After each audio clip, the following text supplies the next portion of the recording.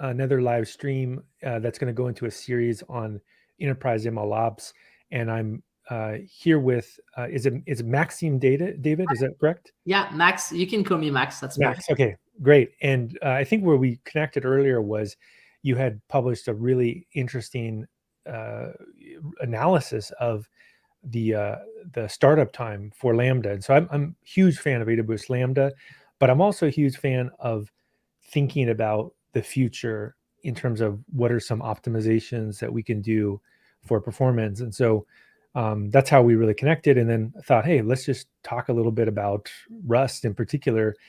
And yeah, maybe you can start off by giving people your background, Sure. and then maybe talk a little bit about what led you to create that chart, which is a really cool chart. Yeah, definitely. So, hi, my name is Max. I'm living in Montreal, in Quebec, in Canada. I'm a French guy, as you can hear by my French accent, but I try to get better. So I hope this won't cause much trouble. So yeah, I work as a software engineer in the serverless team at Datadog. Datadog is a monitoring company, and our main focus is in Lambda. So I use AWS Lambda a lot. And I was trying to, on my free time, to benchmark some runtimes. Like, we know that when the Lambda function is starting, we have this cold start time, which is time that customer and users are paying for, obviously nothing, because it's just the time that a function takes to wake up. And there are a lot of different blogs where you can see that Node.js is more performant than Python and so on. But all of those blogs, I found that it's kind of outdated, because it's done at one specific time, and then like maybe 3 months later, AWS has made some very good performance improvements depending on the runtime. So I was thinking about, oh, maybe I can create a bot which deploys overnight one hello world simple, very simple function to AWS infrastructure, and then ping them 10 times as a cold start, and then grab the init time duration, do a mean, an average, and just display the results. So overnight, every night of every day, you have like live benchmark of every runtime. So that's why I built the tool.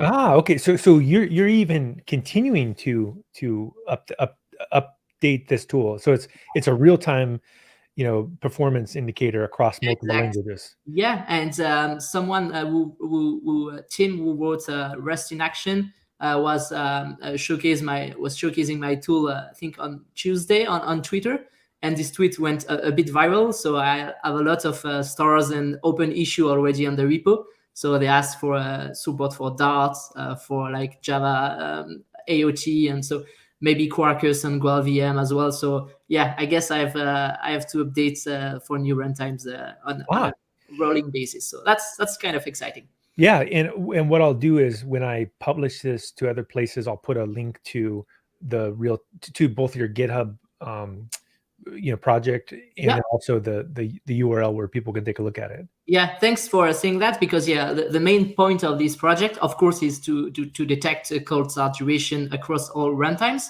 but it also show how to use serverless for a real use case. This is done only thanks to serverless technologies, and it's open source. And it's because when you do benchmark, of course, you want to see the code. What are you actually benchmarking? For Node.js, writing a hello world is like, there's almost only one way to do that. But maybe for Rust or Dart, there's some different libraries that I could use. So everything is super transparent, so everyone can have a look at what I'm doing and how it's working. If you want to fork it, create some PRs, contribution are very welcomed.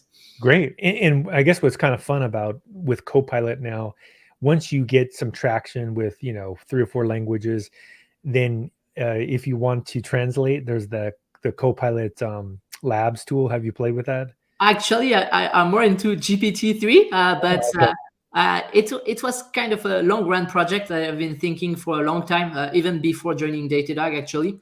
And so I use my own skills to Ah, code it. But nice. definitely, if I want to create like a Dart Lambda function, I know nothing about Dart, so I may ask for some help for either a Copilot or a GPT-3 for sure. Nice. Yeah, and I think maybe we should summarize then what did you learn by doing this? Like, it sounds like there are some unique properties to Rust. Is that would Yeah. you summarize to people? Yeah, definitely. So Rust is our award winner since the beginning of the tool. Maybe it will change with AOT of Java, GraalVM, maybe on Quarkus and GraalVM. Sorry, but yeah, for now, Rust is the great thing about Rust. It's a compiled language, of course, and the binary is super small. And I found that there is a strong correlation between the size of the binary or the dependencies and the cold start. So Hmm. as long as you keep your binary or your dependency very, very small, it will take less time to boot to start a new Lambda function. So the cold start will be very small. So obviously, if you're using a lot of SDK or from different companies, your cold start will increase. And as long as your binary is really, really small, which is a case for Rust, I don't have the number in mind, but you can check on GitHub once again. This will impact the cold start in a good way. And I was playing around actually just a few days ago with the ARM um, version as well, and my experience has been it's very simple. I don't know if you played around with the Rust Cargo Lambda project. I think it's somebody from AWS where Yeah, yeah, yeah, it's pretty easy to deploy a Lambda, and you can deploy ARM as well. yeah. That's a very good question. Actually, I'm a new YouTube creator, so I have my own YouTube channel, and I posted my very first video like 3 months ago about how to deploy AWS Lambda Rust in Ah, AWS. And I got a comment from, I think his name is David, who is currently supporting AWS Cargo Lambda. So yeah, I think it's someone from AWS.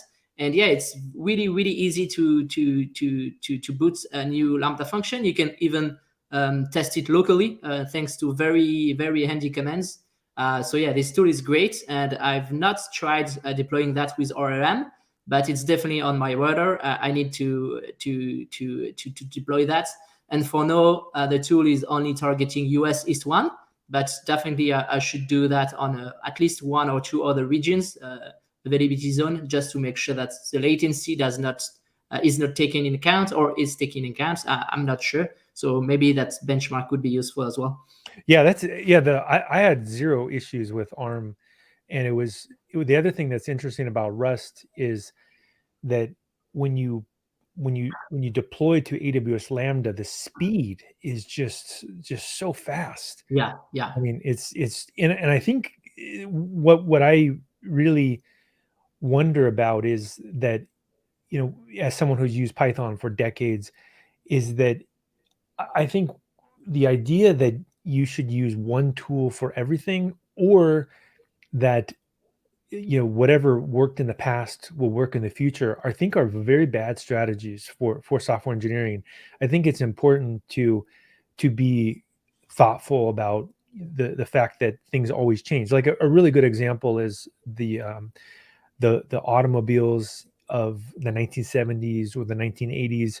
Like I've been in like a 1970 Ford Mustang, for example. My friend in high school had one, and it was really interesting. Like, I mean, it has like 3-speed, and it would peel all the the tires would smoke, all through each 3 gears and everything. But you don't necessarily want to take a 1970 Ford Mustang and then make it an EV vehicle, yeah, right? Like, so I think with Python in particular, I think this idea that a 30-year-old language is going to always be the right choice is just, I think, a bad strategy. And I think what happens with software engineers is a lot of times you feel comfortable because that's what's popular now. It's like, oh, look, Python is popular now, like it's great. And then if you even bring up things like, well, wait a second, Python is the most energy inefficient language, or at least close to the most energy inefficient language like ever created. That's right. That couldn't we try something better, right? Like more of like just a hypothetical. So I don't know. What are your thoughts on basically like future, and how do you think Rust could play a role? yeah. I think more and more people are adopting AWS because it's super easy to use and super fast to deploy. But one drawback that we've read a lot of on blog posts is this init cold start duration. because why not deploying your whole infrastructure on AWS? For some use case, it does make sense, and for some, maybe not.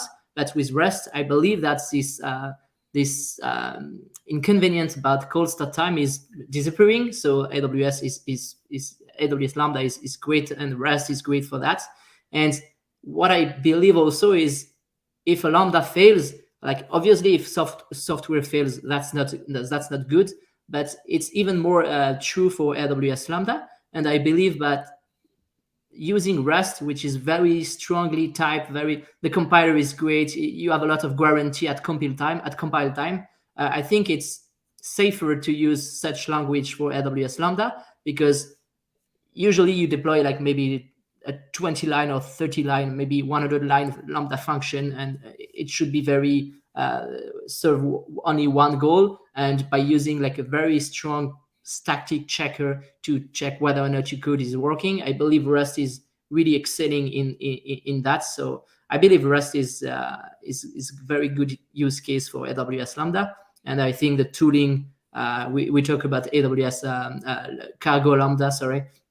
It's a great tool, and I've read a lot of free resources to learn Rust on AWS Lambda. So I'm not sure how it will go over the long run, but I strongly believe that it's the right balance between like very hard to code like C, because obviously if you deploy a Lambda function in C, it might be even more performant.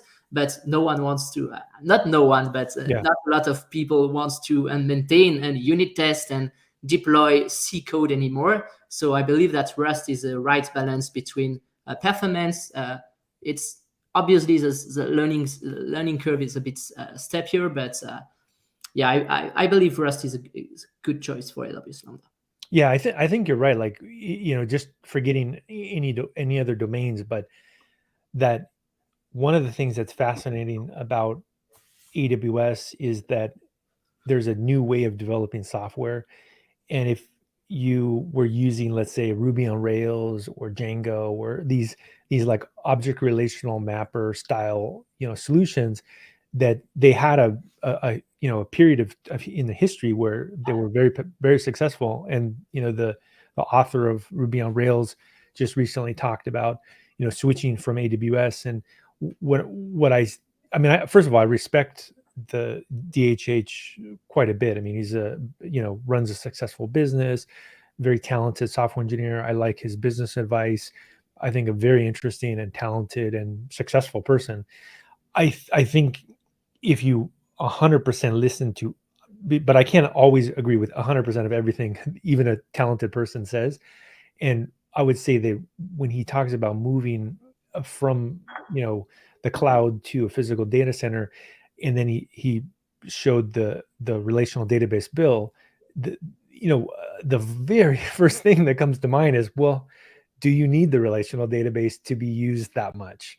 Because if you didn't use an object relational mapper and you maybe tried some cloud native techniques or re-architected things and even used a language like Rust, I don't think you would even care about the server cost. And so I think this is a very interesting dilemma, is that as we move into new technologies and new platforms, that people may have to make tough decisions about should I do new things. Yeah, and your example is great. You talked about Ruby, and the latest supported runtime by AWS Lambda is for Ruby is 2.7, and obviously we are way like upper than 2.7 version. So we could guess that AWS Lambda is not betting on Ruby, anymore. I'm not sure. I'm not working at AWS, but like the latest supported runtime for Ruby is 2.7, and I think we are like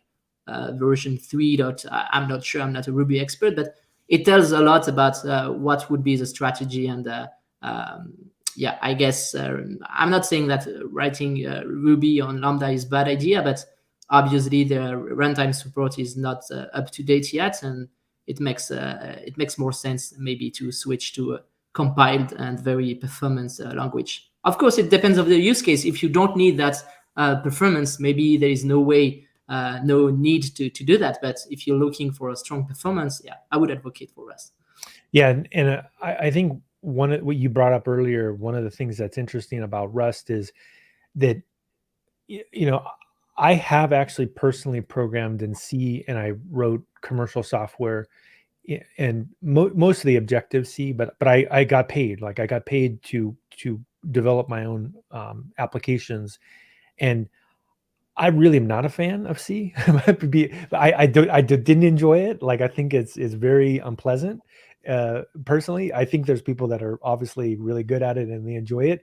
But if you look at a language like Rust, or it's so different than C or C++, in my opinion, because it's a lot more like a Python, because it is concise. It has modern, techniques like immutable variables, for example, is amazing, right? And then the ecosystem as well is, in my opinion, better than Python, because with Python, I typically what I do is I install a linter, I install a formatter, I install all these tools, and then the packaging, there's always at least 2 ways to do it, maybe 3, 4 ways to do it. Yeah. But if you just install Rust up, you get everything. And the tools are, in my opinion, so much better than Python tools because of the fact that it's a new technology Yeah. innovation, right? Like if you look at again, we go to the 1970s Ford Mustang. Like at the time, like a 4-barrel carburetor was amazing, right? Like, oh, this is awesome, my car is so fast. But now people, they don't want to burn gas as fast as they can. They Yeah. want to burn no gas, Yeah. right?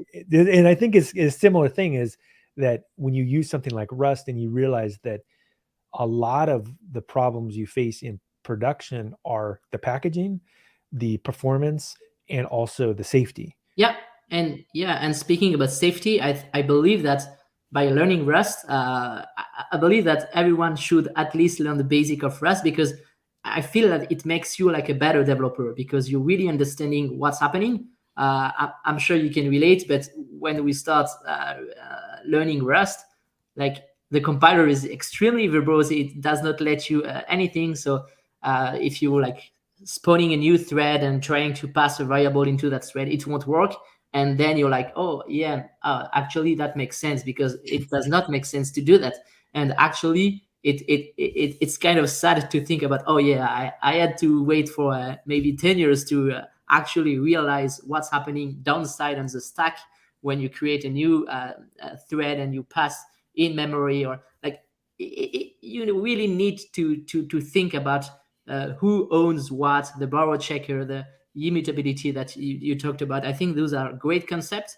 And when you start to think about that, I think it makes you a better developer. I don't know if you would agree with that, but Yeah, I agree, because there's like a difficulty versus outcome relationship, where the ideal scenario is that you have enough difficulty that you get a reward for it, and you see this for life. Like if you want to get in really good physical condition, you unfortunately you can't do only low intensity exercise. Excuse me. So you can't just do low intensity exercise, because there's different energy pathways in the body.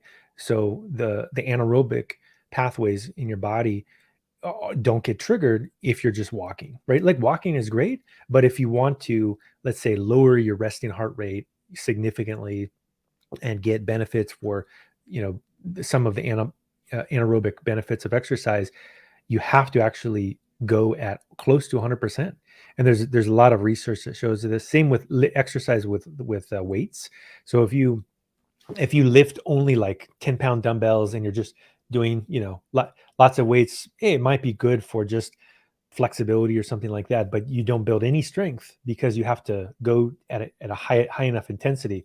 yeah, On the flip side, if you just torture yourself constantly and just you're going at 100% every day, your body will just be destroyed, right? So there's like a balance between yeah. some suffering and some difficulty and intensity, and then the right outcome. So the same with programming.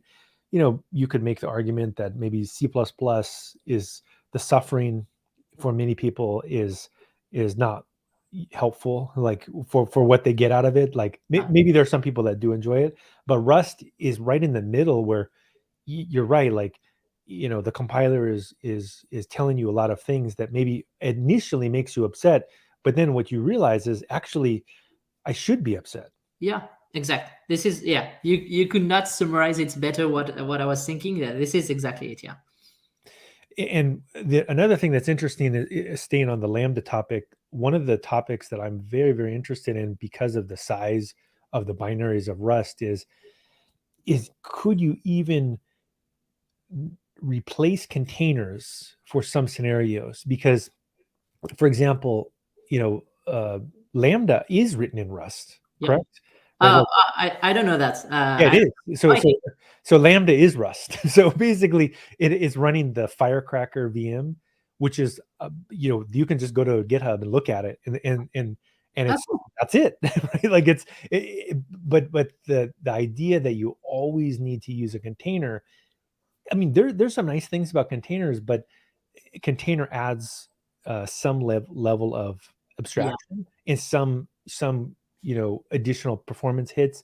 Now, for a language like Python, you really have no choice. I mean, because of the fact that it's an interpreted language, deploying Python without a container is very scary. Mm-hmm. Very scary because the complexity of getting the packaging right without a container is almost impossible repeatedly. I mean, people can do it, but you have to use lots of very inefficient tools.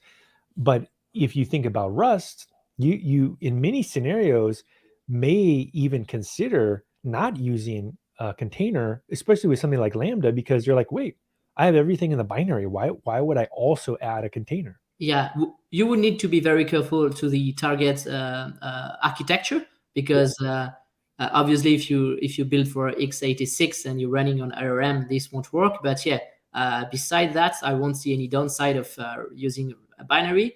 Maybe containerizing your application is useful when you do like local development, thanks to the Lambda emulator runtime, which is like a container provided by the AWS team to emulate the Lambda API runtime, use /next /invocation response /errors. So by having a container, maybe it will ease the development, but I believe that we tend to, because when you're using the cloud, people tend to like having locally everything, but maybe we should start to think about like maybe another availability zone is your sandbox. Instead of doing like local testing on your machine, trying to replicate S3 DynamoDB like in with test container or something, maybe you should try it directly online. Like put that on the cloud, on the sandbox account, and this is your dev environment. Because we usually say that development and production environment should be very similar. So if you're trying to debug and test locally, maybe that's faster, but you may not find some critical issue that you will encounter on the cloud, because obviously Lambda runtime is very different on the cloud from that provided container. So it has some difference. Yeah, I prefer to develop, I mean, more towards the cloud-based development environment. So I do like AWS Cloud9. Have you played with that at all? Not yet, no. Yeah, it's pretty good. It's basically similar to what you're saying, where you can actually get a very close to production environment because it's using Amazon Linux. The SDK is already installed and it is role based as well. So whatever role you launch the Cloud9 account into, it'll assume that role. So it has some very strong benefits. And then because you're able to be in the same data center, right? The deploy speed to push something is fast, like very fast, right? So to your point, I think that's one. The other one I like to use a lot is GitHub Codespaces, because Codespaces, I guess the biggest benefit to me is that I'm now hooked on the Copilot tool. I almost can't write software now without it because I find it so useful. Yeah, and it's also benefits as a team. Like if you're like if you, in your team there's a lot of different contributors, by having code space or at least some other shared environments, development environment, you're sure that on day one, someone who comes to your team can be super effective on day one. So yeah, this is a very interesting concept. I definitely agree that as soon as you have to install yourself, you CLI, your build tools, it's not convenient for another team member to join and, oh, which version are you using? I have a bug on my machine, but it's not on the cloud. So the famous sentence like, oh, it's work on localhost, but not on the cloud. If you're starting to build directly on the cloud, it's also very useful for your CI/CD pipeline, because Mhm. obviously you need a very strong CI/CD to be able to reduce the time between you typing a line of code and you'll be able to test it like on the cloud. So yeah, we sometimes underestimate the power of the CI/CD, and I believe this is really really important when when you want to make fast and efficient development. Yeah, and I agree with you that the CI/CD is a topic that sometimes people don't totally understand. And so I've been teaching part-time for the last several years at universities. Mostly I teach now at Duke, and sometimes I'll have a person who has no experience with being a software engineer. If I teach CI/CD, it's very common for students to say, "Why are we learning this?" Yeah, And what I say to them is that because this is exactly what you have to do on your first day at work. yeah, Like, like any professional software engineer, if you don't know how the CI/CD pipeline works, you're not going to be successful. yeah. And the number of errors or linting errors that the CI could stop from you to do it.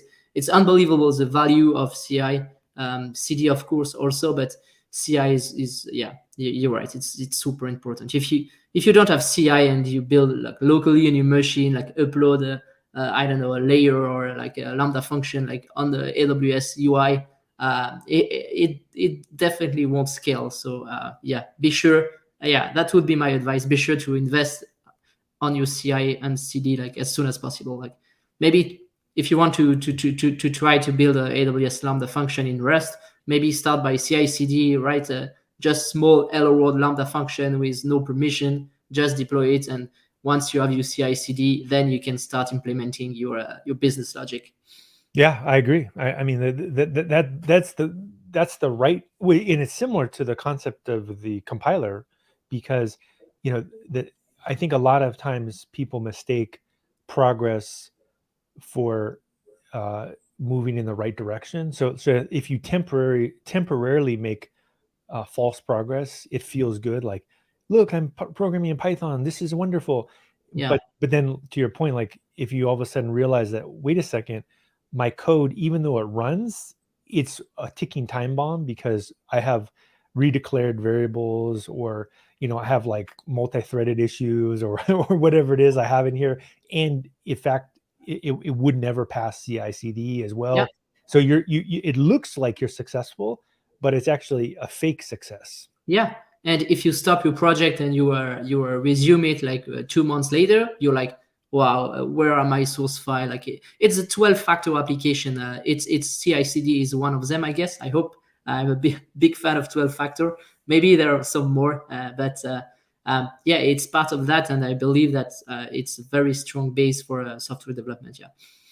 Yeah. So the other thing that I was going to bring up about the small binary size is that one of the emerging issues in the machine learning operations space is that there's a bunch of new standards starting to come about. Like, in one of the things that I've seen quite a bit is that people want to deploy pre-trained models. And so maybe they have a Hugging Face pre-trained model, or there's a format called Onyx. I don't know if you're familiar with Onyx. To be honest, I'm very far from machine learning. Like it's not my field. I really like it, but I'm total noob in Yeah, that field. well, what I think is interesting though is that I believe that what's going to happen in 2023 and 2024 is that more people with your background, like who are software engineers, that they're going to take on a lot more machine learning tasks, because I think the delta between someone with your background being able to deploy a machine learning model versus someone who is a data scientist is like night and day. Because the skills you have are much more suited, in Mhm. my opinion, towards making production machine learning systems. Because if you let's just take the conversation we had, where if you want to have very tiny binary with fast startup time for Lambda, that's exactly the problem that people want to solve for MLOps, right? Right. Operationalizing machine learning is they want a very tiny pre-trained model that, if possible, as tiny as it can be, and maybe it's only batch or it's event based, and there are very tiny models. Like, you don't always have to use the most powerful model. You can use some that are maybe like a little bit smaller than usual, and as we get better and better formats that can shrink the size, I think solutions like Lambda could actually make sense. Yeah. Yeah. So I think that's an area that I'm very interested in, because I feel like there's a couple different targets that Rust could hit. Like, one of them is Lambda. I think people could be using more Rust-based pre-trained models in Lambda. That's one. And then the second is, one of the benefits of Go and Rust is that if you look at some of the really popular new tools, like Hugo is a static website generator. Mhm. I like Hugo. Yeah. But why is it so popular? Because grandpa and grandma can use it. You Mhm. just download the binary. There's no like, do this and click this install and then Yeah. install this other, like for example, sometimes when I work with Node, I get so angry because it's been years since I do something with Node, and then I have to do something in Node. It's like, oh no, I have to install this install tool, then another install tool, then, and then it's like 2 hours later, then finally you get it working. If it's a binary, there's nothing to install. You just pull the binary and you just run it. So similarly with machine learning, I see a huge opportunity for people to do, like you said, CI/CD, but to do CI/CD for command line tools that Mhm. have embedded Yeah. the machine learning model. Yeah, that's a good point. And yeah, since you're talking about CLI, like Rust is a great tool to build CLI as well. So I've built one, and it's really easy. There are a lot of different lib to create very simple CLI tool, and it's a perfect use case. It generates a binary. You can even embed that in a Docker container if you want. So there is nothing to install. Of course, you will need to have Docker, but yeah, that's powerful as well.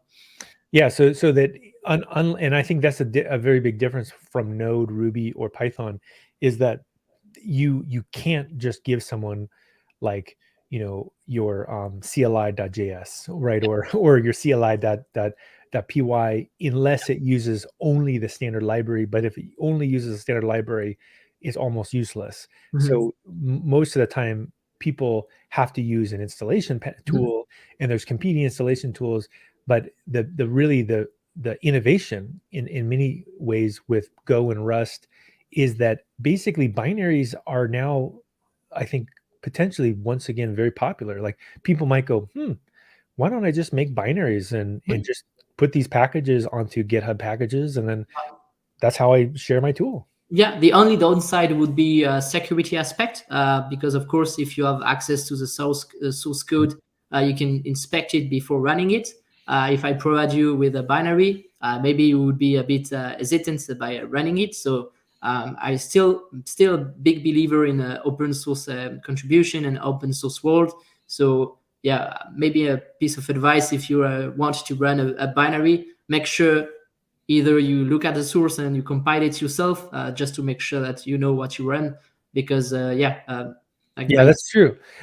No, you could make the argument that also the same problem exists with the interpreted language, because sometimes they pull in things and they could have the wrong dependency. oh I, yeah, yeah. yeah, but I think, one of the ways that you could solve this problem is that if people can see your build system, right? Like, because you can look inside of open source GitHub project, and they can literally see that the binary was pushed from GitHub, like, and they Yeah, can look at the last build, yeah, and they can see the compilation, and yeah, then you could even print the checksum. Yeah. right, of actually the build, and then that checksum is the same checksum that's Yeah. actually in the Yeah. package.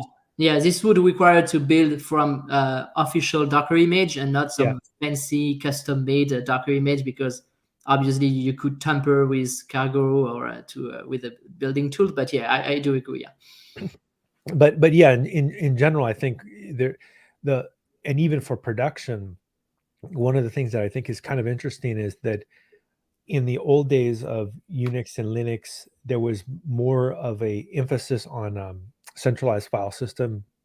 And I worked in many environments where we had NFS, and there would be huge NFS, like petabytes and petabytes of NFS, or 100,000 NFS users. When I was at Caltech, this was almost 25 years ago, when I was in IT there, they had, I think, 50 to 100,000 users just on NFS. Yeah. But there was, that kind of went away with cloud computing, but now we have actually some very sophisticated managed file systems like EFS on AWS. And then now the binary again is kind of interesting, because if you could, your deploy process could be simplified, where you use code build or you use GitHub Actions, whatever, and it's literally rsync, or CP or whatever, and you just put the binary on EFS. Yeah. And once it's on EFS, I think can't Lambda now? I haven't done this. Can it now mount EFS? I'm not sure, because what you can mount, you have to deploy it as a layer, and it will be mounted under /opt. I'm not sure you have access to file system, or I'm not sure, to be honest. But I would say no, but this needs to be fact checked. I'm not sure. Yeah, but forget even Lambda for a second. If you did need to use a virtual machine, for example, that, because I've done this before, is when the virtual machine starts up, it just mounts EFS. Yeah. And if the binary is in its path, and it's maybe your bash RC just sources Yeah. that binary, Yeah. that's it. Your deploy process, there's nothing to do. Yeah. Yeah. What you can do with AWS Lambda is to play with LD preload, which is an environment variable where you can like intercept libc calls. So you can do like very funny things, such as you could replace a random function to return always 42, let's for instance. So if you're deploying like a Node.js Lambda function which use maths.random, for instance, it's likely that the libc call underneath will be triggered and intercepted by this LG preload library, and then rewrite it. So there is a cool crate in Rust to do that as well. That's funny. Yeah, what is it called again? It's LG preload. It's like an environment variable where you can set it to like a shared object file.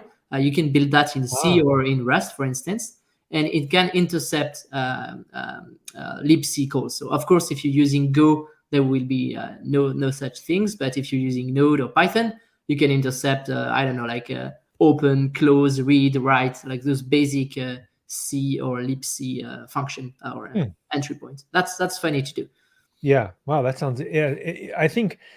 I mean, just when you start to dig into the interpreted language versus compiled language problem, is that one of the issues that I have currently with Python is that for years and years and years, maybe 15 years, I think, when they were writing Python, when they went from Python 2 to Python 3, I don't know if you are remembering this, but during that time, people actually did ask about the global interpreter lock. They said, hey, maybe that's a good time to fix it in like 2005 or 2006. And I think the consensus was, well, you don't need threads, that they're not important. And then another thing that people said was that, most of the time all code is slow because of IO. And I think what we're seeing is that's just not true. That you're when you say that, you're basically creating a fictional reality based on the capabilities of your language. You're just reverse engineering what your language can do and then making reality match it.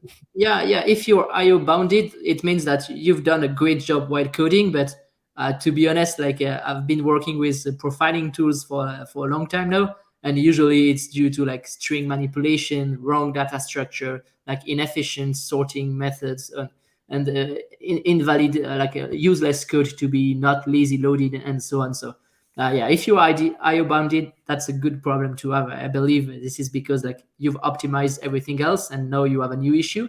But yeah.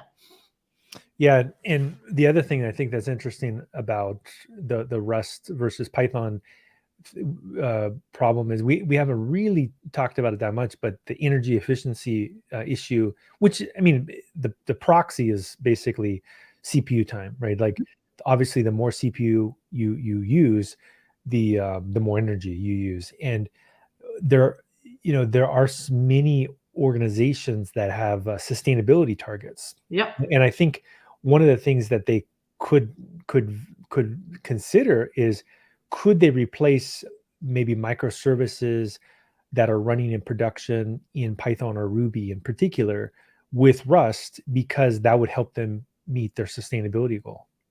That's a good question.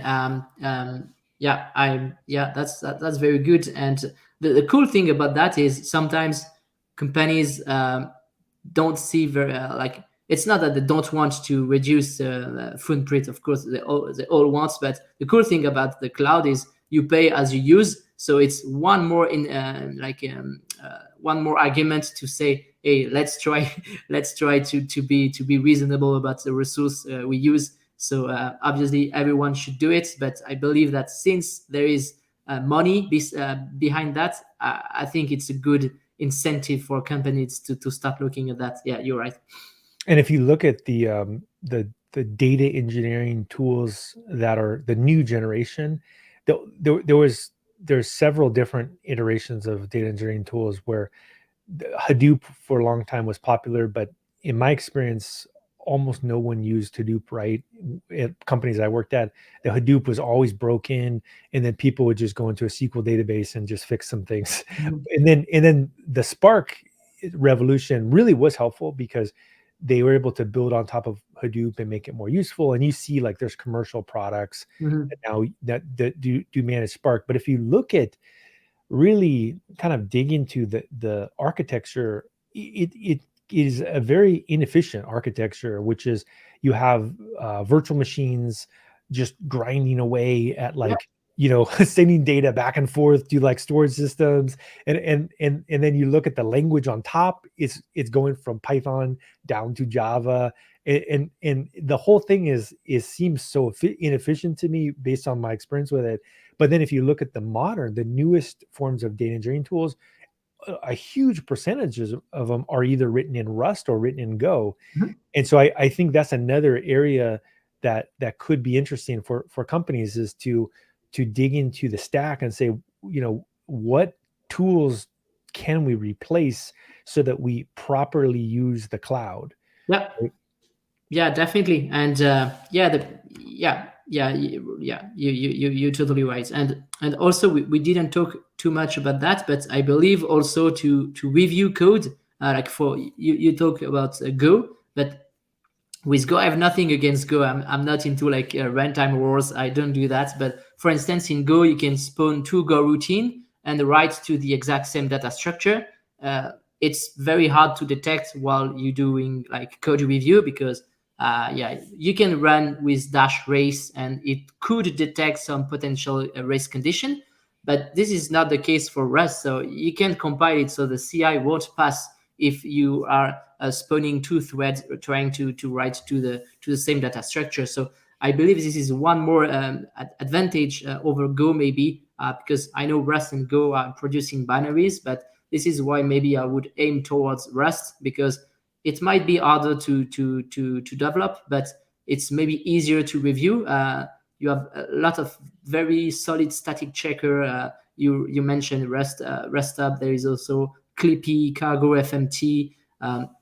They're catching a lot of different errors, and I think using Rest is really helpful while reviewing code. If it compiles the big change that it won't panic at runtime. This is like Rest guarantee. Of course, there are some exceptions using unsafe code or accessing out of bound exception in an array, but there are some ways to deal with that. whereas in Go, I believe it's easier to introduce a panic like very subtly in a PR, and no one could catch it. And yeah, so Yeah, that's the, yeah. I mean, I agree with you. I try not to go too much into like one language versus oh another. yeah, it's just But I do agree with you that if I look at Rust code, I look at Go code, I think the Rust is very readable to me as well. And I think the style that you're developing in with Rust, because you can trust the compiler so much, it really leads towards efficient code. And then also it leads towards um, like you said, like safety, and a huge issue right now for companies that are using cloud computing is cybersecurity.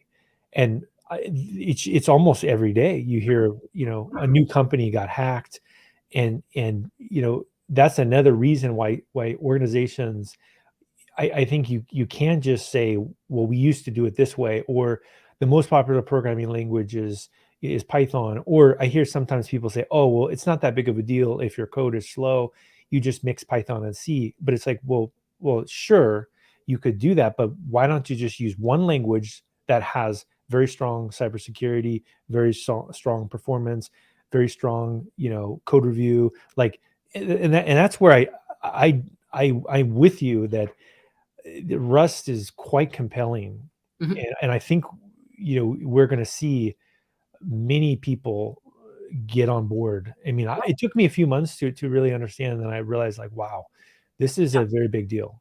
Yeah, and Chrome has just announced that they're using Rust into their code base as well. I'm not sure if it's Chromium or Chrome, but one of the two. Unix is embedding Rust as well. So yeah, it's very promising. I think more and more developers should definitely at least have a look at Rust. Maybe you won't like it, but yeah, I would suggest at least to have a look at it, give it a try.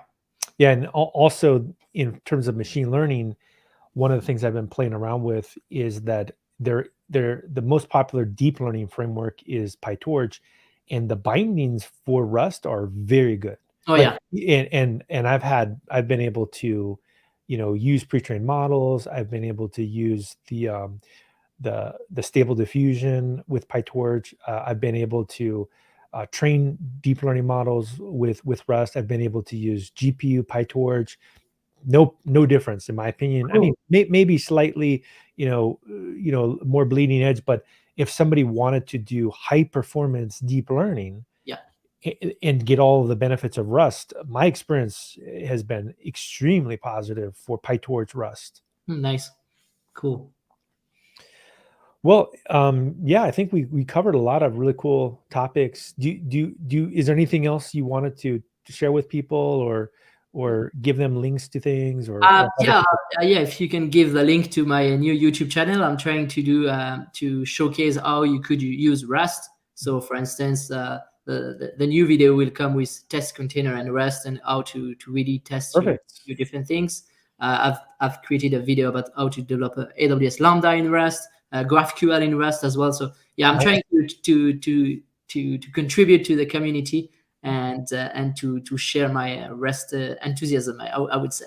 Yeah, well, we could even just throw it into this chat, and I'll also put in there like what is your channel, or if you throw it into the comments right here, I think. And Okay, then, let's me do that yeah, in the chat here. yeah, I think if you throw it in here, it will go to multiple locations. All right, I've just pasted it. Oh, in comments maybe. Oh, yeah. So let me copy this. Here we go. I'll put it here. Yeah, comments. Exactly. Yeah, and then we just throw it right here, and then I'll also put it into places when Yeah, that's I awesome. share. But it's, yeah, that's great. I think we need more people evangelizing the Rust solutions, because I think people feel a little bit overwhelmed. They're like, oh, it's so hard to program with Yeah, Rust. But as to your point, I think as people start to realize that you can build pretty much not only the same things you can do with an interpreted language, but in fact a deeper selection of choices. yeah, and yeah, I would conclude maybe by saying it. Don't be shy. Try, of course. you're not going to be a Rust expert. Like I've started to learn Rust like 6 months ago, so I'm definitely not an expert yet. I hope to come with more and more experience, but you should try it. Of course, no one writes perfect code, so yeah, just try, experiment. If you have time to share to the community, that's wonderful as well. And it's great if you want to contribute to open source repo in Rust. That's a good way of learning Rust, to get feedback from real experts in Rust. That's a good way also to learn more and to be better at what we're doing every day. So yeah. Yeah, I agree. I think there's no better way to learn a language than to just make stuff. Yeah. And you're right. Like, so we probably have a similar amount of Rust experience. And I felt like I try to make a few different projects every week. Sometimes I get 3 or 4 projects in a day, but generally I'll maybe like make a few different projects in a week. And it's just, that's how I learn. It's just more I'm just going through and I'm building stuff. Yeah, and yeah, just read the doc, read the blog. I'm still discovering a lot of different things. So last week I've discovered that an empty vector will be evaluated as none. So there is no point of writing an optional vector if it's empty. So it's small tricks, but it's good to keep learning. Like every day I feel like I'll learn, and I want to keep that way. Yeah. There's some stuff that I want to learn that I haven't played with yet in Rust. Like I would say tracing, I've only played a little bit with, but I want to get better at tracing. I also want to get better at the benchmarking. There's some tools that you can look at the calls and see, what's slow, like, like a one of those heat map type tools. Have you played with some of those? No, but it's definitely what I like the most about new languages is look at the performance, CPU performance and timing performance. So yeah, I would definitely have a look at that. Cool. Well, yeah, it was great talking to you. I'm sure we'll talk again in the future. Yeah. Hopefully I was able to share you with a wider selection of people, and they'll subscribe to your channel. And that's very nice from you. Thank you so much for having me. And yeah, I have a lot of fun explaining what I'm doing and what I'm believing. Maybe people won't agree with me, but that's life. So yeah, thank you so much, and have a very good day. Okay, talk to you later. Bye.